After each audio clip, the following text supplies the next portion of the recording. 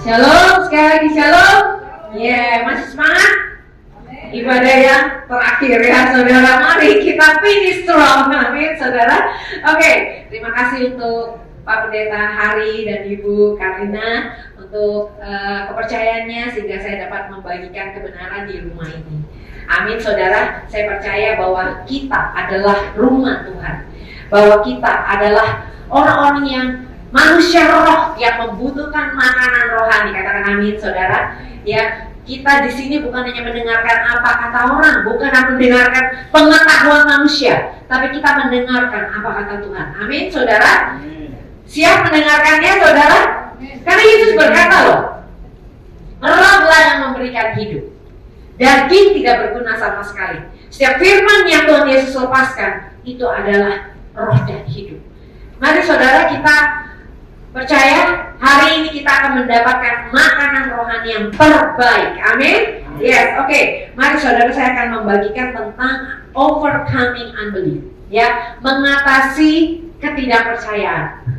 Bisa nggak sih orang anak-anak Tuhan jatuh dalam ketidakpercayaan? Sangat bisa ya Pak WL. Thank you buat jawabannya. Sangat bisa saudara. Ya, karena kita tahu kita ini adalah makhluk yang benar-benar tergoda dengan panca indera kita ya. Amin saudara. Ya, jadi kita benar-benar semua orang bisa jatuh ke dalam ketidakpercayaan. Apalagi menjelang akhir daripada akhir zaman, kita tahu bahwa banyak hal yang akan bisa membuat kita bergoncang, yang membuat iman kita bisa Toto Kore, ya katanya ya, kata orang Manado. Saya nggak tahu, itu cuma ikutan aja. Toto Kore benar ya? Yang orang Manado.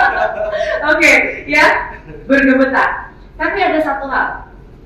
Ini adalah pengalaman ya saudara. Makanya kenapa hari ini saya membawakan hal ini.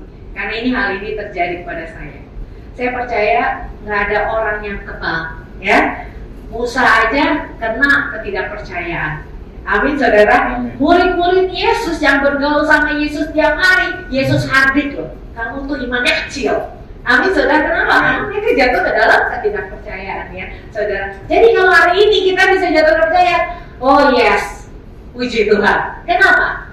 Artinya kalau kita disadarkan oleh Tuhan bahwa you are unbelief, berarti Tuhan sudah memberikan kasih-Nya kepada kita supaya kita keluar dari situ dan membawa kita naik lagi. Amin, saudara.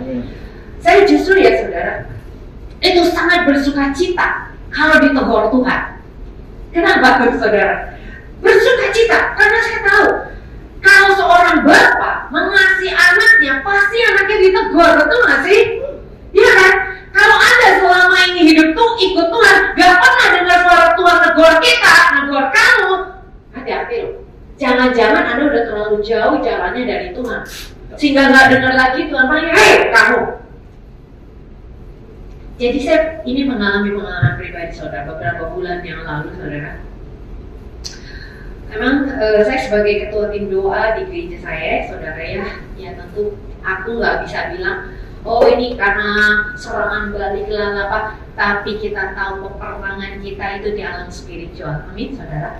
Jadi waktu itu gereja kami sedang ingin mengadakan satu event yang cukup besar ya. Di situ kita memang banyak sekali berdoa. Nah itu benar-benar mengalami sesuatu saya. Sampai saya di titik gimana ya, saya bisa merasa kayaknya nubuatan nggak oke deh. Kayaknya karena saya bisa jeblus ya Pak, maaf ya, ini bahasa Betawi, jeblus. Ketika kita bisa masuk ke full time aja, itu karena nubuatan, karena suara Tuhan. Tuhan ada satu janji yang hari ini, sampai hari ini saya masih menantikan. Itu udah menantikan dari tahun 95 sampai hari ini. Jadi hampir 30 tahun ya, betul ya? Jadi itu yang membuat saya setiap kali kalau ingat titik itu saudara, saya langsung kayaknya hati saya langsung kayak goyah gitu. Kenapa? Saya selalu bilang Tuhan, I'm already almost 60 loh Tuhan. Saya hampir 60 tahun loh saudara. Saya bilang Tuhan, ini janjimu kemana? Janjimu kok belum digenapi? Ini janji Tuhan benar-benar luar biasa. Menurut saya itu besar banget buat saya. Tapi sampai hari ini belum digenapi. Nah di titik ketika dalam peperangan yang intens itu, tiba-tiba tuh kayak perasaan hati saya tuh kayak Itu jangan-jangan dulu salah nubuat kayaknya.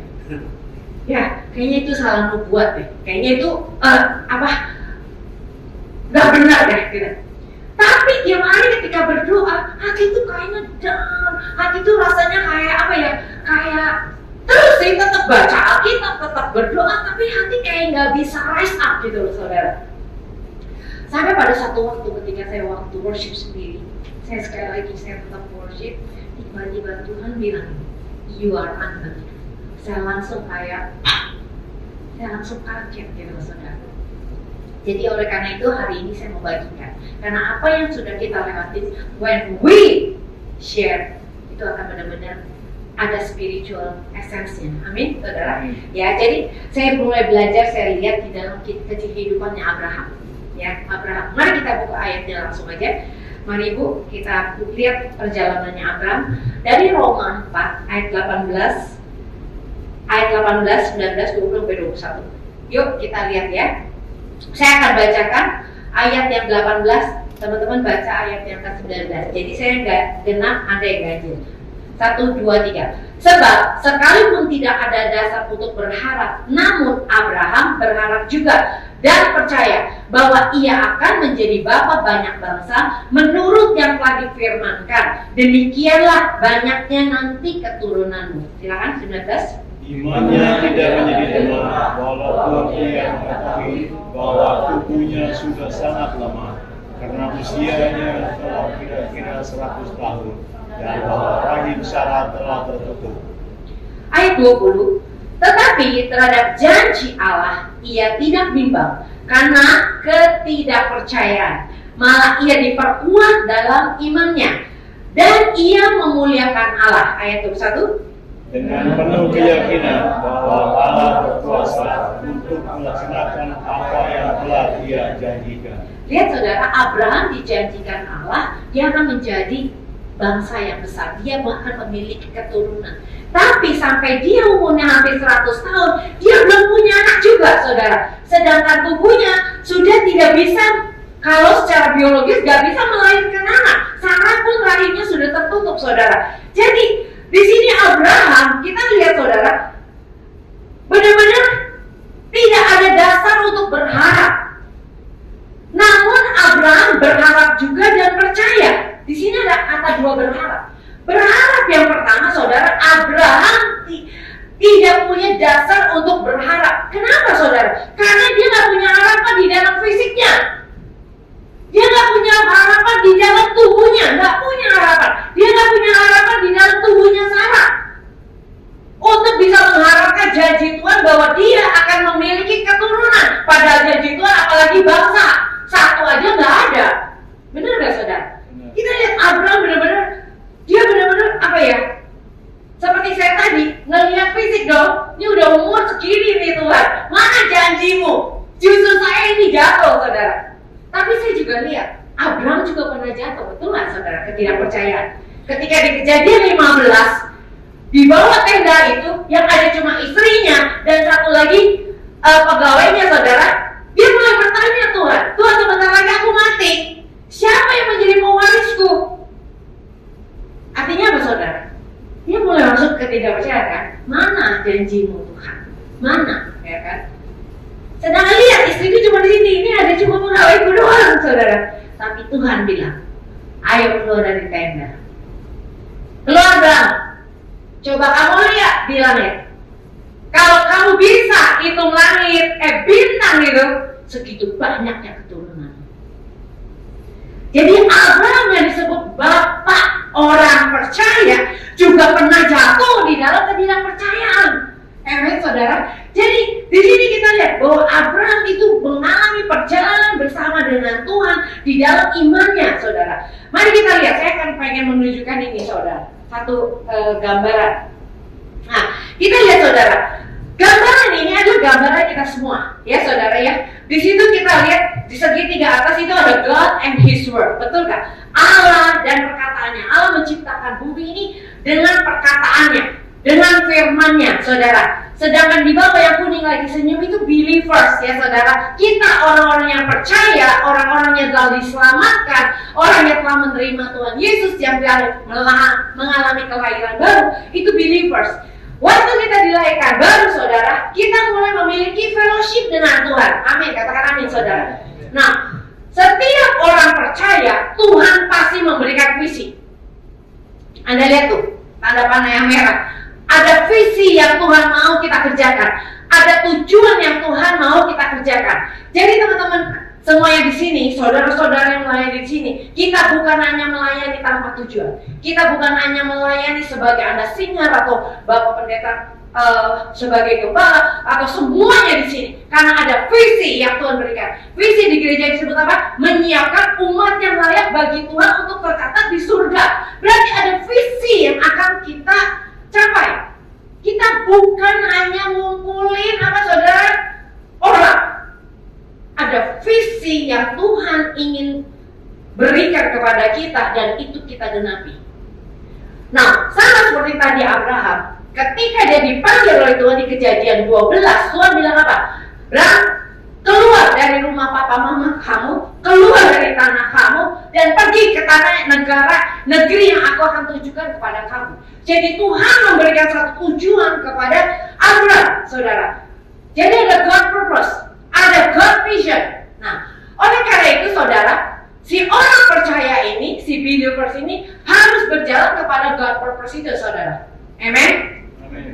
Anda lihat tanda panah itu faith walk. Ketika kita mau menuju kepada purpose Tuhan, disitulah kita mulai berjalan bersama Tuhan. Kita mulai berjalan menuju tujuan ilahi itu bersama dengan Tuhan. Anda lihat tanda panah yang biru itu, Ibrani 12 ayat 1 sampai dengan 2 itu ya saudara ya. Bahwa sekarang kita ini sedang ditonton nih sama pahlawan-pahlawan iman itu saudara ya. Untuk kita dia lihat perjuangan kita di dalam mencapai God's purpose itu, saudara. Nah, tapi di dalam perjalanan ini kita selalu juga dicurahkan dengan janji-janji Tuhan. Betul nggak, saudara? Ketika kita lagi lemas, aduh kok Tuhan nih kantong udah kering nih Tuhan, kita mulai wah berdoa kayak tadi lagunya ya, datang ke altarnya lagi ada beban nih masalah keuangan, aduh kita berdoa, tiba-tiba Tuhan bilang, no don't worry. Allah mencukupi menurut kekayaan dan kemuliaan. Wah, kita dapat janji kan? Jadi di dalam perjalanan kita ini saudara, kita mendapatkan janji demi janji, saudara. Amin. Jadi ada janji demi janji yang Tuhan berikan. Saat kita terus berjalan, dan ada masalah, kita terus bertekun, kita terus percaya firman-Nya, ada janji lagi. Jadi kita jalan satu kebenaran kepada kebenaran yang lain. From faith to faith, ya, dari iman kepada iman, saudara. Nah, Anda lihat, tapi unfortunately, gak beruntungnya di dalam perjalanan iman kita bisa ada kena tadi unbelief. Kita bisa kena kepada ketidakpercayaan. Kenapa kita bisa masuk ke dalam ketidakpercayaan? Anda lihat tuh ada Anda itu tuh apa? Petir, ya, kilat, ya. Kalau di dunia itu kiss. Wah, rock tuh ya. Gelambang setan pakainya apa? Petir, ya. Nah, petir itu adalah noise, saudara. Sadar apa nggak sadar? Kita itu selalu ada kayak noise. Tahu lah saudara, artinya noise, suara-suara bisik yang terus ingin ada di telinga kita. Noise ini ketika kita mendengarkannya lebih banyak daripada firman Tuhan, kita akan masuk ke dalam unbelief. Anda lihat. Jadi kita harus hati-hati tuh saudara, ketika Anda mendengarkan apa yang Anda dengar setiap hari. Siapa yang Anda dengar setiap hari? Mata kita melihat apa setiap hari? Anda tahu mata dan telinga ini gerbang daripada pikiran kita. Mata dan telinga ini gerbang kepada pikiran kita. Maaf ya saudara, sore-sore ini kita belajar dikit ya. Jadi kita percaya bahwa ada sesuatu yang Tuhan ingin ajarin kepada kita. Amin. Nah, noise itu apa aja sih? Ya, Anda lihat. Noise suara bising menimbulkan ketidakpercayaan. Satu, fakta natural. Seperti tadi Abraham tidak ada dasar untuk berharap. Namun dia berharap juga dia tidak memperhatikan tubuhnya yang udah rentah itu, saudara. Istrinya yang sudah tidak bisa melahirkan. Dia tidak memperhatikan fakta natural. Tapi ketika dia memperhatikan fakta natural, dia pasti akan jatuh ke dalam ketidakpercayaan, saudara. Contoh yang paling gampang lagi adalah bangsa Israel. Ketika Tuhan udah bilang, ayo kita akan nyebrang ke Kanaan, sudah dekat, saudara, nyebrang ke Kanaan. Mereka bilang, kita ngintip dulu yuk. Ngintip ke tanah Kanaan. Kirimin dong Musa 12 pengintai. Benar, saudara? Dikirimlah 12 pengintai. Semua pergi ke sana 40 hari. Wow, di sana ternyata benar. Tanahnya berlimpah, susu, subur, anggurnya gede-gede.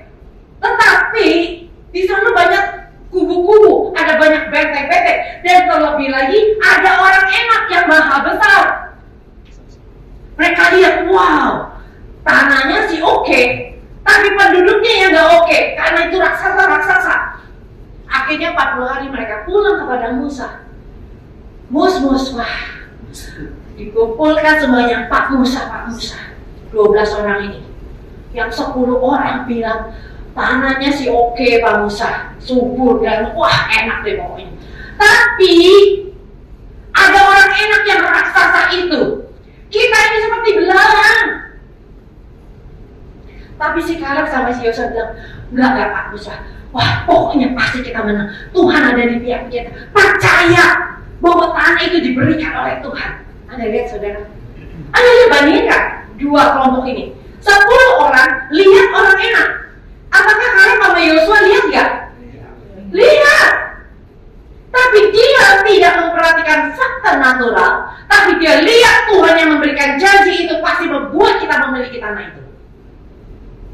Amazing. Jadi hati-hati, saudara, dengan fakta natural ini. Ya, saya lihat di brosur bahwa di sini ada kesembuhan ilahi, di sini ada mujizat-mujizat. Tapi jemaat pun harus diajar, betul gak? Untuk tidak melihat fakta natural. Ketika kita hidup dalam fakta natural, saya yakin iman kita akan banteng. Iman kita pasti akan diserang terus dengan rasa ketidakpercayaan. Amin, saudara. Yang kedua, kita lihat ada noise yang berupa masa lalu. Ada orang yang sulit untuk melepaskan masa lalu. Saudara, masa lalu yang sering kali yang mengikat orang percaya itu adalah kebencian, kekecewaan, kemarahan, saudara, luka batin. Ada sih keempat itu konflik batin. Di masa lalu itu, seperti saya ke Bible aja yang lebih gampang, bangsa Israel memang dia budak di Mesir. Dan mereka sudah dilatih dengan makanan-makanan Mesir. Ada bawang prei, ada ikan, ada pokoknya makanan menurut mereka itu enak sekali, saudara. Tapi ketika Musa ajak mereka menyeberang, dan di situ mereka mengalami nggak ada makanan aja, saudara. Mereka harus bilang, enaknya kita balik. Di sana tuh makanannya enak-enak, di sini kita mati. Anda lihat ya, saudara? Masa lalu yang nikmat itu membuat mereka tidak bisa masuk ke dalam God purpose. Mungkin dulu banyak orang yang diselamatkan, mungkin dulu orang kaya. Ya dulu, wah kaya lah, enak hidupnya mungkin berkelimpahan.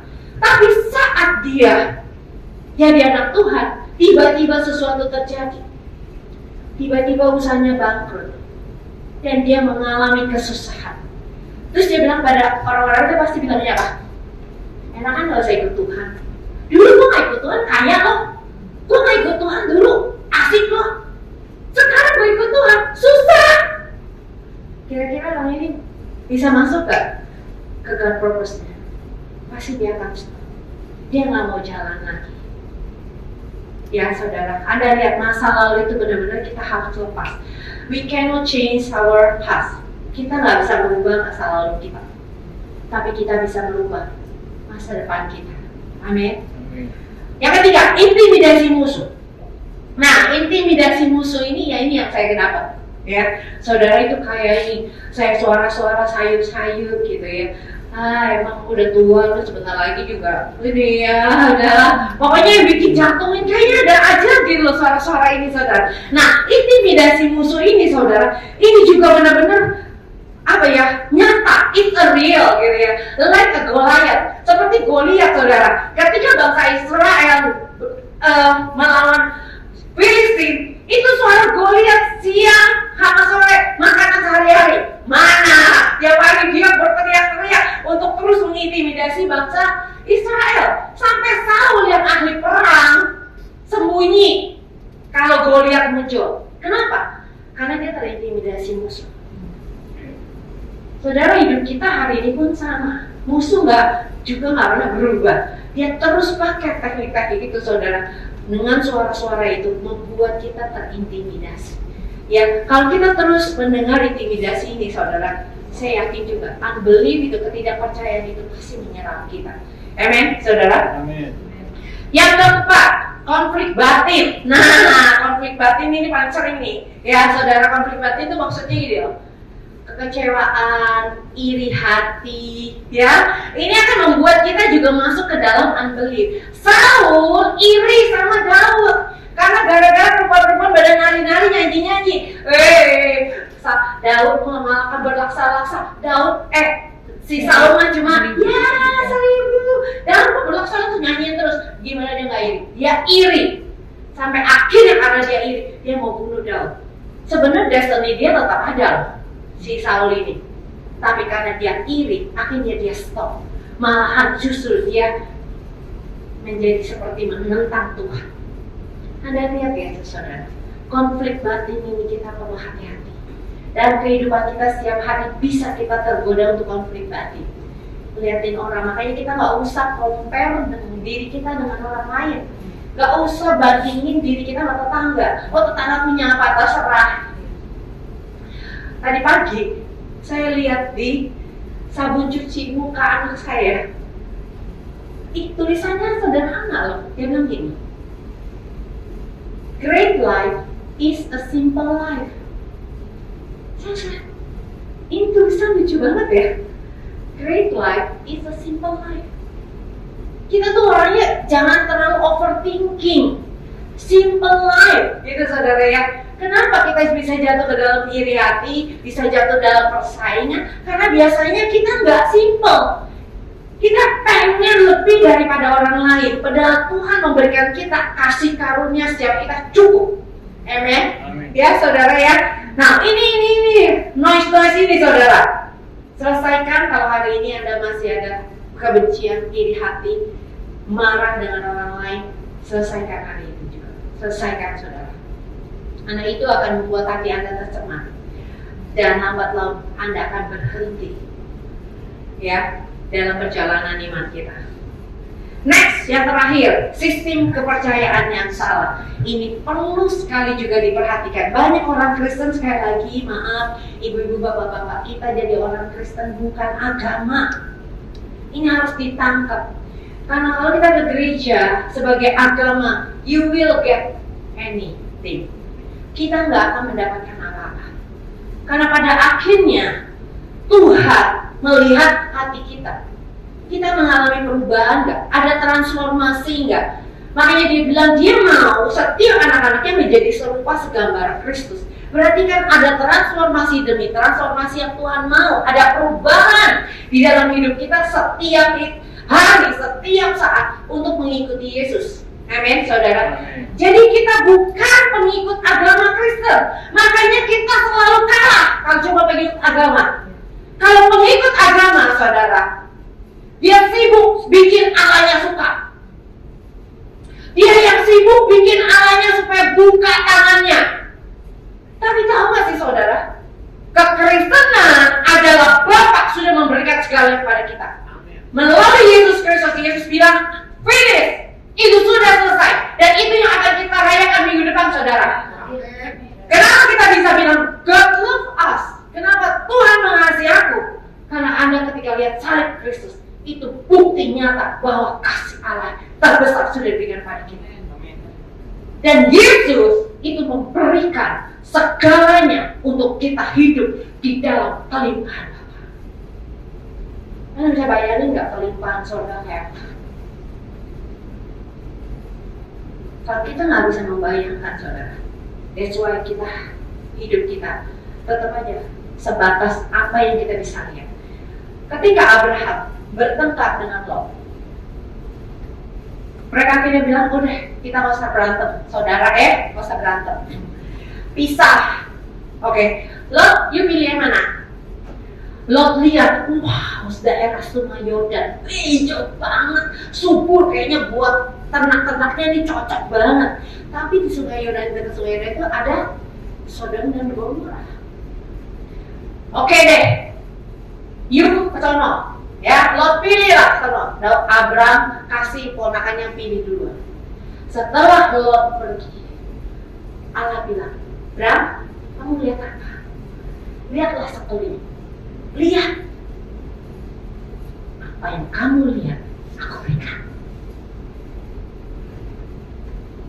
Saya lihat ya saudara, di dalam kerajaan Allah, hidup di dalam bersama dengan Tuhan, kita harus melihat apa yang Yesus bayar di kayu salib, apa yang Dia bayar lunas, itu adalah milik kita.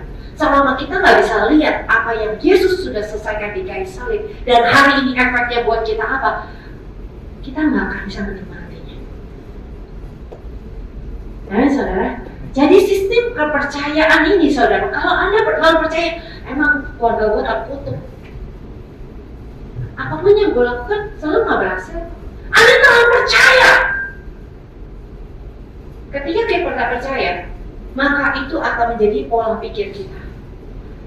Sikap, siapa yang bisa tahu sikap? Sikap kan ketahuan ya. Kalau orang datang bisa ketemu Pak Hari, duduk, gak pernah ngobrol, gak pernah apa. Itu sikap ya saudara ya, tingkah laku yang kelihatan. Kenapa orang itu bisa bersikap seperti itu? Anda tahu saudara, itu di dalam diri dia ada satu sistem kepercayaan di dalam dirinya. Oleh karena itu dia akan bertindak sesuai dengan apa yang dia percayai. Kalau saya sebagai orang yang kalau melihat diri saya, kamu nggak sama apa, aku mau orang yang bodoh. Boro-boro saya mau salaman sama Pak Hari ini ngeliat mukanya dia, nggak berani. Betul nggak, saudara? Demikian pula ketika sistem kepercayaan itu yang salah nggak mau kita keluarin, saudara, Tuhan ngomong pun kita lawan. Ada yang bagus nih, tiba-tiba Roh Kudus ingetin saya. Di Kisah Rasul 10, Petrus udah punya sistem kepercayaan bahwa orang Yahudi nggak boleh makan makanan yang haram. Terima kasih Pak. Yang haram. Tapi di Kisah Rasul 10, tiba-tiba nih ketika dia berdoa, turun di kain putih ada gambar-gambar binatang yang haram. Terus Tuhan bilang, Petrus, makan binatang itu. Terus Petrus bilang apa? No Tuhan, enggak. Itu haram. Padahal yang ngomong siapa? Tuhan. Tuhan ditentang loh. Ini lagi diskusi loh. Enggak Tuhan, itu mah haram buat saya teh gitu ya. Sistem kepercayaan saya bilang nggak boleh. Gila. Hampir berapa kali? 3 kali. Anda lihat gak? Sistem kepercayaan yang salah itu membuat kita bisa jatuh ke dalam ketidakpercayaan. Terus dia bilang, Petrus, apa yang aku katakan halal itu bisa halal. Amin. Amin. Sebenarnya Tuhan lagi membongkar sistem kepercayaannya. Nah, oke, kembali di sini. Nah, noise ini saudara akan membuat tadi kita di gambar yang tadi itu membuat kita bisa jatuh ke dalam ketidakpercayaan. Nah, bentuk ketidakpercayaan atau akibat ketidakpercayaan itu bisa satu kita menjauhkan diri dari Tuhan loh. Betul nggak? Ketidakpercayaan itu bisa membuat kita jauh dari Tuhan. Adam saat dia berontak, ya kan? Kita ketika melawan firman Tuhan berarti kita ada ketidakpercayaan. Adam sama Hawa lebih dengar perkataannya iblis. Buah ini mah justru bikin kamu seperti Allah loh. Padahal Tuhan bilang, aku ciptain dia serupa segambar aku. Sekarang si iblis bilang, lu kalau makan buah ini, kamu akan menjadi serupa segambar Allah. Terus dia makan bang. Padahal Tuhan bilang apa? Gak boleh buah ini dimakan. Tapi karena dia lebih percaya iblis, maka dia makan. Saat dia udah makan, saudara dia tahu, wow saya telanjang, saya berdosa. Ngapain dia? Adam Sembunyi. Dia sembunyi dari Allah. Apa artinya, Pak? Dia menjauh, menarik diri dari Allah. Ketidakpercayaan akan bisa membuat kita menjauhkan diri dari Allah, saudara. Jadi hati-hati dengan ketidakpercayaan. Apalagi, apa level yang lebih dalam lagi? Pemberontakan kepada Tuhan. Bangsa Israel karena 10 pengintai itu gak mau masuk, akhirnya Tuhan marah dan mereka semuanya memberontak dari Tuhan. Dan apa akibatnya? Mereka semua mati di padang gurun. Jadi kita lihat yang terakhir, akibat ketidakpercayaan, you will leave God. Kita akan meninggalkan Tuhan. Hati-hati saudara, kita jangan merasa, oh I'm so strong. Karena ketidakpercayaan ini, saudara, itu terjadi nggak langsung gede, dikit demi dikit, sedikit demi sedikit, saudara. Tapi ketika Anda tidak datang ke altarnya, tidak secara konsisten bangun tadi fellowship dengan Tuhan, bisa-bisa kita nggak dengar ketika Dia kasih tahu kita. Bahkan di dalam mendengar khotbah gini pun Anda mungkin bisa merasa udah biasa. Kenapa? Hati kita jadi keras. Seperti Yesus menegur muridnya ketika dia nggak bawa roti. Padahal ketika mereka mau menyeberang nggak bawa roti, mereka berpikir, Tuhan Yesus ngomong sesuatu. Jangan ragi orang Farisi, ngomong tentang ragi kan di dalam perjalanan dia dengan murid-murid. Nyindir nih, Tuhan Yesus nyindir kayaknya deh ngomong tentang ragi. Karena kita cuma bawa 1 roti, kita segini berapa banyak orang, roti cuma 1. Yesus nangkep, kamu lagi mikir apa? Roti? Kamu lupa? Kemarin kamu gak lihat 5 roti 2 ikan jadi untuk kasih berapa makan? Berapa ribu makan? 5.000 orang makan.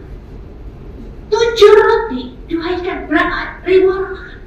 Kamu udah lupa? Nah, saudara, ketika kita jatuh ke dalam ketidakpercayaan, hati kita akan menjadi keras. Oleh karena itu, kadang-kadang kita sampai sulit mendengar suara Tuhan.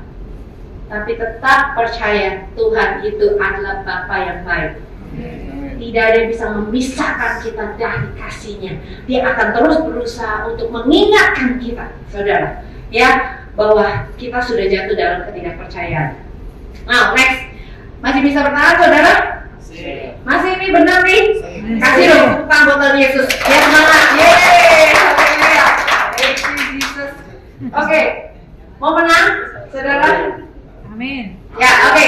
Kita akan menang pasti dengan ketidakpercayaan kita. Amin, saudara. Nah, ada beberapa hal. Ini sih yang kita harus lakukan. 1, konsisten membangun persekutuan pribadi dengan Tuhan dan firman-Nya. Mungkin setiap minggu Anda datang sini, pendeta itu ngomong baca Alkitab, doa, ya. Pendeta ini Pak Ari juga bilang, ini puasa. Ini apa Pak? Ini setiap minggu ngomongnya kayak gitu, nggak ada yang lebih hebat ya? Sudah baca Alkitab, doa, puasa, nggak ada yang lebih keren. Di dunia sana, medsos sudah hebat-hebat banget. Saudara, justrunya, ketika kita membangun fellowship ini, saudara, bukan untuk orang lihat. Tahu, saudara, membangun fellowship ini kita membangun dasar. Kita sudah membangun dasar, fondasi kekristenan kita. Itu bukan hanya nanti, now. Membangun dasar kekristenan itu nggak ada yang asik, saudara. Anda pernah lihat orang bangun rumah? Bisa lihat nggak ketika mereka lagi bangun dasarnya, fondasi? Lama banget ya. Tuh berapa bulan nggak ada naik sih? Tuh setahun tuh. Mau bangun berapa untuk fondasi berapa lantai? 2 lantai dong setahun coba. Banyak orang mau bangun ketinggian 20 lantai. Fondasinya cuma 2 lantai. Bisa nggak? Roboh. Orang itu gue mau diberkati, diberkati saudara, setan juga bisa kasih kita berkat. Kata berkat hari ini di orang Kristen itu udah rendah nilainya. Banyak duit dibilang diberkati. Orang sana yang nggak punya Tuhan Yesus banyak yang diberkati loh. Siapa nih bosnya Ibu Karina? Ya kita anak Tuhan aja nggak punya gedung sebanyak dia, betul nggak? Diberkati nggak? Apa kita nggak diberkati? No, kita nggak berkat nggak bisa lihat ukurannya rezeki, itu rezeki. Saudara, ya, yang namanya berkat itu adalah kemampuan untuk kita bertambah-tambah, saudara. Ada yang terus membuat kita akan expand, ya, seperti Yesaya 5:4 katakan kita akan mengembang ke kanan ke kiri, kita akan membuat bangsa-bangsa berseru kepada Tuhan Yesus. Yesus adalah Tuhan. Jadi jangan ukur berkat itu dengan hal-hal yang materi. Yes, bisa, ya saudara, tapi itu bukan ukurannya. Nah, fellowship dengan Tuhan, saudara, itu nggak bisa ditawar. Sekali lagi, mungkin Pak Pendeta nggak lihat nih para pengerjanya pada doa sendiri apa enggak, worship juga di rumah. Ya, kalau kita pelayan Tuhan, ya kan dari tahu, betul nggak? Dari tahu. Baca Alkitab enggak? Dari tahu. Mungkin bacanya, lihat begitu di Instagram, tiba-tiba Rio datang, ada firman. Tanya Pak Pendetanya, udah baca belum? Ya tadi di Rio nggak serius, bahkan ngertiin. Saudara, antara mendengar dengan melakukan, saudara, itu ada jaraknya. Sekali lagi, setiap Anda bisa dengar nih hari ini yang di khotbah. Pagi Pak Hari, tadi siang Pak John, sekarang saya. Anda bisa mendengar itu, tapi belum tentu Anda melakukannya. Belum tentu saya melakukannya. Ada gap antara dengar dengan melakukan. What is the gap? Pemahaman. Banyak orang Kristen kita nggak memahami inti kebenaran apa yang Yesus ngomong. Oleh karena itu Tuhan bilang, perbaharuilah akal budimu. Gimana kita mau memperbaharui orang kita aja kagak ngerti? Matius 13 katakan, orang-orang itu dengar firman tentang kerajaan Allah tapi tidak mengerti, buruk yang ambil. This is the time, saudara. Kita perlu minta kepada Tuhan roh hikmat dan wahyu untuk mengenal Dia. Sehingga setiap firman yang kita baca, it's not only firman yang mematikan. Amen, saudara. Amen. Yang kedua, saudara, sampai jam berapa Pak? Sampai jam 7 malam ya? Bapak aja sampai kaget tuh. Oke, jadi kita harus konsisten. Membangun itu bukan cuma seminggu sekali atau sekali-sekali, tapi we need konsisten, ya saudara ya. Membangun fondasi, di situlah membutuhkan ketekunan, di situ membutuhkan disiplin, di situ membutuhkan bukan orang lain lihat, tapi our heart connected to God. Hati kita terhubung dengan Tuhan, saudara. Kita membangun benar-benar prinsip persekutuan yang benar, ya saudara ya. Nah, kedua saudara, tidak fokus kepada fakta natural seperti yang tadi saya sudah ceritain. Abraham tidak fokus kepada apa yang dia lihat dengan mata, apa yang dia dengar dengan telinga, tapi dia juga percaya apa yang Tuhan katakan. Anda boleh lihat deh, saya akan lihat balik ke Roma 4. Yang tadi, yang nih, ya. Ayat yang nih, ayat 21. Saya bacain dari 20. Tetapi terhadap janji Allah, ia tidak bimbang karena ketidakpercayaan. Ingat sekali lagi, Kejadian 15, dia udah bimbang. Tapi at the end, dia bisa diceritain oleh Paulus tentang ini. Dia tidak bimbang karena ketidakpercayaannya, malah diperkuat dalam imannya, dan ia memuliakan Allah dengan penuh keyakinan bahwa Allah berkuasa untuk melaksanakan apa yang ia telah janjikan. Anda lihat gimana saudara kita benar-benar bisa seperti Abraham. Dia cuma yakin bahwa Allah is able, bahwa Allah itu sanggup menggenapi firman-Nya. Gimana saya bangkit dari tadi jatuh ketidakpercayaan? Setelah Tuhan tegur saya, you are unbelief, and I hear one word, God never fail. Allah gak pernah gagal. He is not the writer of failure. Dia bukan Allah penulis kegagalan. Tangkap ini saudara. Dia bukan penulis kebingungan. Dia tidak pernah menulis itu saudara. Tidak pernah ada. Ketika Allah berfirman seperti Abraham katakan, dia yakin bahwa Allah akan menang. Satu kata itu cukup buat saya. Yes, God, you never fail. Your word never fail. Firman-Mu gak pernah gagal. Sekalipun kalaupun gua sampai umur 70 baru digenapi, let's do it. Amin saudara. Karena Allah tidak pernah gagal. Allah bukan bikin kita bingung. Kenapa ketidakpercayaan? Karena bingung, lagi bingung antara fakta natural dengan fakta alam roh, gitu saudara. Nangkep ya saudara ya. Jadi kita yuk kita masuk ke level berikutnya saudara di tahun 2024 ini. Oh, kita bukan lagi hidup dari hal-hal yang natural. Yang ketiga, menaklukkan pikiran yang menentang Allah dan janji-janjinya. 2 Korintus 10 ayat 3-5 dikatakan bahwa setiap pikiran-pikiran yang menentang pengenalan akan Allah itu harus kita taklukkan. Belajar menaklukkan. Jadi di mana saudara saya menaklukkan hal ini? Setiap kali saya mulai merasakan atau fokus kepada natural ini, saya mulai menaklukkannya. No, Tuhan bilang pasti terjadi. Saya menjadi tadi yang kata-kata yang saya dapatkan secara rema itu saya perkatakan. No, Tuhan gak pernah gagal. Tuhan gak pernah bikin perkataannya tuh jadi nol. Dan Allah tidak pernah berdusta. Itu saya selalu katakan. Itu cara saya menaklukkan pikiran saya kepada Kristus. Saya katakan setiap rema yang saya dapat itu saya katakan. Amin saudara. Ya, jadi nanti Anda baca ayatnya sendiri. Yang keempat, oke, masih bertahan dikit lagi ya. Bangun kayak tadi Abraham. Dia gak menjadi lemah, tapi dia memuliakan Allah. Artinya apa? Dia justru worship God. Dia justru membangun kehidupannya bersyukur, membangun hidupnya untuk memperkatakan kebesaran Tuhan. Ketika Anda worship saudara kayak tadi, kita worship, ada baiknya selalu memasukkan lagu yang membesarkan Tuhan. Jadi ketika kita lihat fakta, waktu kita nyanyi tentang kebesaran Tuhan, tentang kebaikan Tuhan, tentang apa yang Dia kerjakan, kita dibawa dari lihat fakta melihat kepada Dia lewat pujian. Itu kuat kuasa dari nyanyian. Amen saudara. Kenapa itu orang dunia, orang bikin lagu rock saudara, bisa bikin orang bunuh diri? Anda tahu?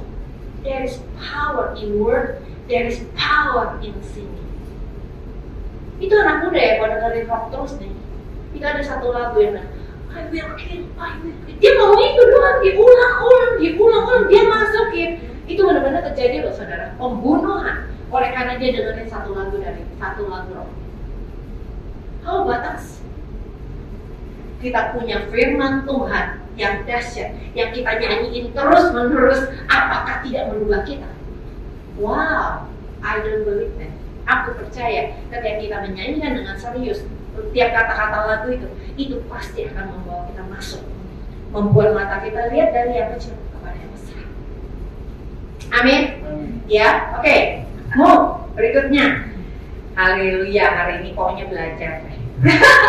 Yang kelima, memiliki keyakinan bahwa Allah berkuasa dan sanggup melakukan apa yang Dia katakan atau janjikan. Yang tadi saya udah ceritain ya saudara. Yang keenam, hidup dalam komunitas yang saling membangun. Nah, ini yang saya mau nyatakan. Saudara, mungkin Anda masih kerohanian Anda belum cukup dewasa. Oleh karena itu, kenapa kita perlu ada gereja? Kenapa kita perlu ada komunitas seperti ini, saudara? Mungkin kita di rumah udah gak kuat, di rumah kita udah kayak diintimidasi, gak bisa bangun sendiri. Datang ke dalam komunitas orang percaya. Datang ke sini. Ketika Anda worship, seriously, benar-benar dengerin firman orang yang berkhotbah, saya yakin pulang Anda bos datang. Benar, saudara. Tapi justru iblis mau, saudara, ketika kita lagi jatuh dalam ketidakpercayaan atau ketika Anda sedang kayak gak ada kuasa, dia bikin Anda makin males. Udah gak usah gereja. Orang gereja sama aja. Kamu lihat kan kemarin si Anu, dia juga memblek gitu kan. Dia justru mau kita dipisahkan dari kelompok orang yang percaya supaya kita sendirian. Pada saat kita sendirian itulah kita seperti main pertandingan tinju. Ada lihat nggak pertandingan tinju? Kalau kita melihat si siapa dulu, Muhammad Ali mau zaman dulu ya. Ya udah, kalau saya nggak apa-apa ya, nggak apa biasa. Jadi kita lihat kalau dia udah itu dia pojokin kan, musuhnya di dekat pinggir ring, dia langsung buk gitu kan, kasih cek kiri kanan. Kenapa? Udah mojok sendirian sini. Nggak ada tempat lagi untuk lari-lari ya, nggak ada. Dia mepet di sini. Iblis cara kerjanya gitu, saudara. Ketika Anda lagi diserang, ketika Anda lagi terintimidasi, ketika Anda lagi sedang terus makan racun dari dia, saudara, perkataan mata yang Anda lihat, dia terus Anda nggak mau fokus dengan orang-orang komunitas yang benar. Anda sedang memberi dia Anda masuk pojok sini. Anda sedang memberi diri untuk Anda dihajar habis sama dia. Makanya jangan kita anggap enteng perkumpulan. Kita harus benar-benar saling menasihati. Saya tutup dengan ini, saudara.